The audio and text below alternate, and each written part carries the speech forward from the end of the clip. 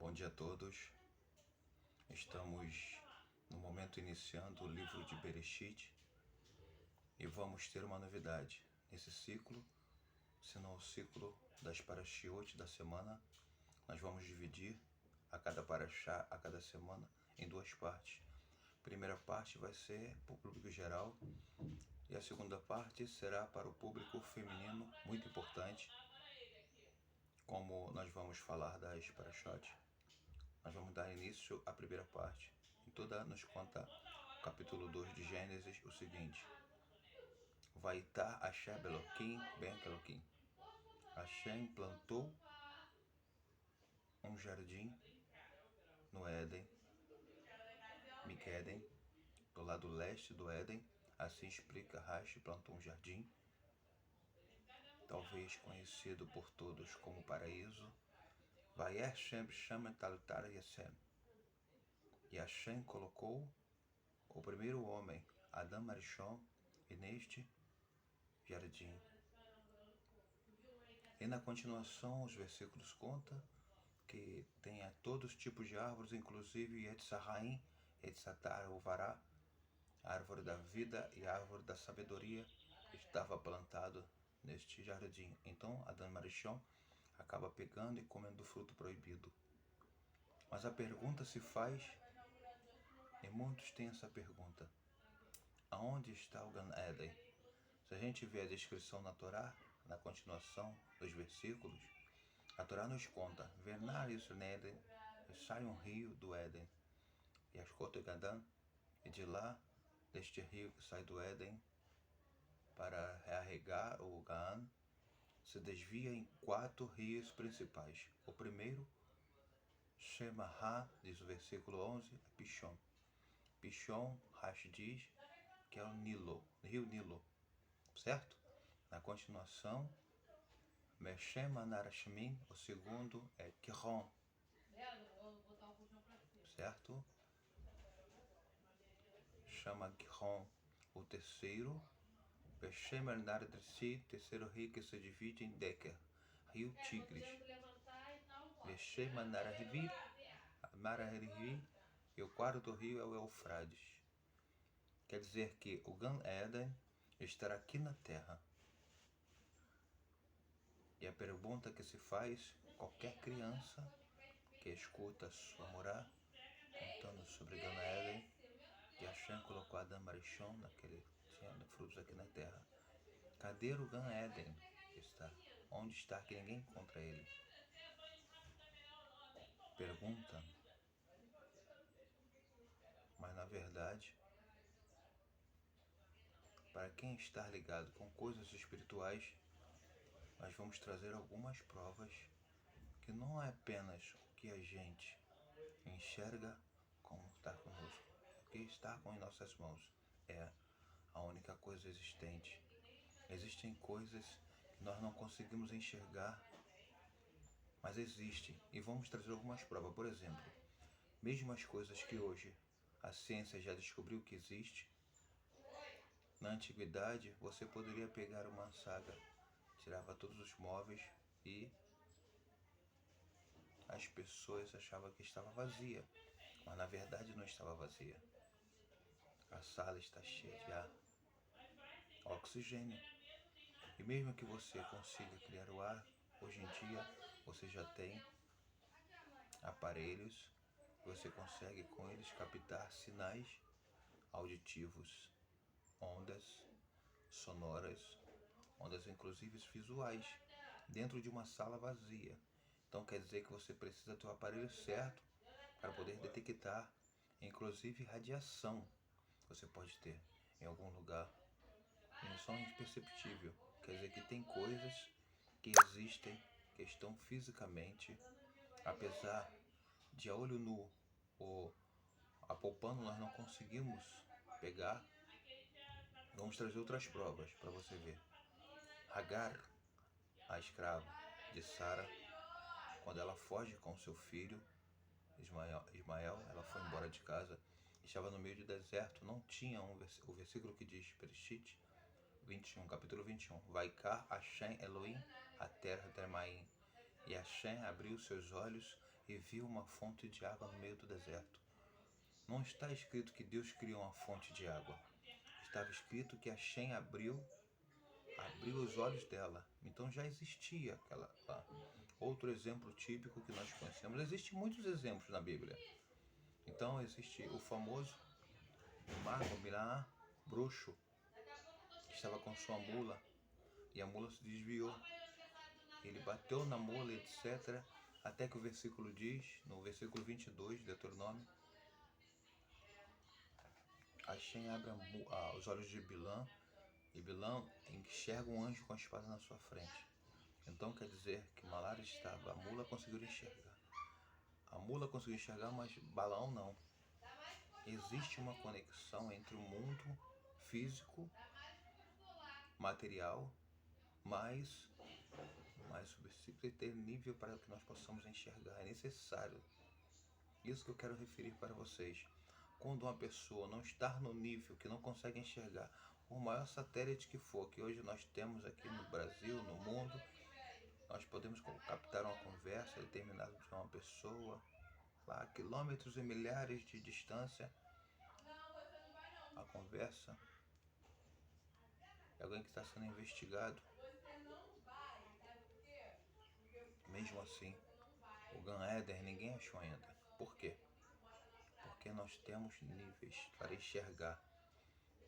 Agora diz a Guimará, quando uma pessoa falece, a voz da Neshama saindo do corpo se escuta no mundo inteiro.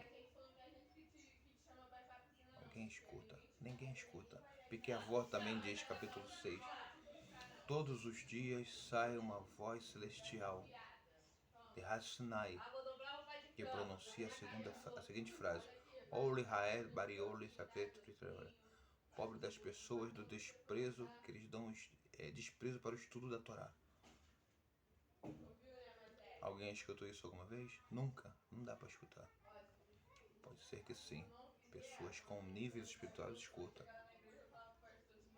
Porque está escrito em Isaac, quando Jacó entrou disfarçado de Esaú, Isaac não conseguia enxergar. Está escrito no versículo Vaiara Retreia Bagadar, ele cheirou o aroma do Gan Eden.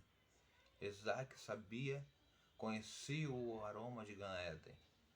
Mas Jacó não veio de Gan Eden. Como isso? Estava perfumado com o aroma de Gan Eden. De onde tirou Jacó ver isso? Que o nível de Jacó era tão alto, irmãos, que o Gan Eden estava com ele. Ele não estava no Gan Eden. Então, na verdade, é assim. Quando Deus expulsa Adão e Marichão do Gan Eden, não significa que ele expulsou a pessoa do Gan Eden. Expulsou o Gan Eden da pessoa. Expulsou essa parte espiritual que a pessoa tinha espiritual antes de Adão pecar. E depois ele se afasta para trabalhar para atingir esse nível. Estamos falando aqui de coisas profundas, irmãos. Veja bem, quando a Guimarães conta, por exemplo, se a gente conseguiria ter um nível espiritual suficiente, então pegaria um prato de comida e eu saberia se esse prato é kasher ou não. Por quê? Porque nas esferas espirituais, o que não é kasher tem uma influência também no material. Então seria perceptível no material que essa comida não era kasher. Prova disso, a Guimarães conta que o burro da Tepirra não comia cevada se não foi tirado o dízimo dela. E colocaram a comida para ela, ela não comeria por dias de fome. Por quê? Porque não estava tirando o dízimo. Então diz a Guimarães que nós não somos como um burro de Pinhas. O que significa? Então a pessoa, através do seu nível, ela pode se elevar e conseguir enxergar determinadas coisas que estão escondidas, que só no nível espiritual nós conseguimos enxergar. Quantas histórias nós temos de grandes sábios que percebiam o mundo espiritual. assim. Quantos temos que um haha não comia comida? Percebia que alguma coisa existia na comida. A comida não era caché 100%. Quantas pessoas têm problema e não conseguem enxergar e comem comida estragada? Igual aquele piloto de avião. Não consegue enxergar mais nada porque a visão está zerada. Como ele vai dirigir o avião? Ele pilota o avião com um piloto automático, com bússola. Qual é a nossa bússola então, irmão? A nossa bússola é o Shuranaho. Shuranaho, mesmo que ele não enxerga, quantas temos que... Existem pessoas que não comem comida que percebem que a comida está ruim. Mas essa pessoa estava com um nível espiritual muito alto. Por enquanto nós não temos esse nível. Aí vem a Torá nos dar uma bússola. Como um piloto de avião, como eu estava falando. Um piloto de avião, quando não está enxergando mais nada, a sua visão está turva, está ruim. Como ele dirige o avião? Ele pilota o avião com máquinas, com bússola. Assim fala, bússola, bússola. Qual é a nossa bússola, irmãos? A nossa bússola é os mandamentos de Deus. Quando nós cumprimos os mandamentos de Deus, mesmo quando não enxergamos, nós sabemos que o caminho está certo. O Gan Eden está aqui na Terra.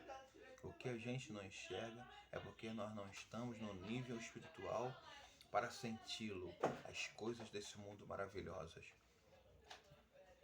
De repente, nós estamos do lado de uma pessoa muito grande, muito espiritual. Nós sentimos a espiritualidade dessa pessoa.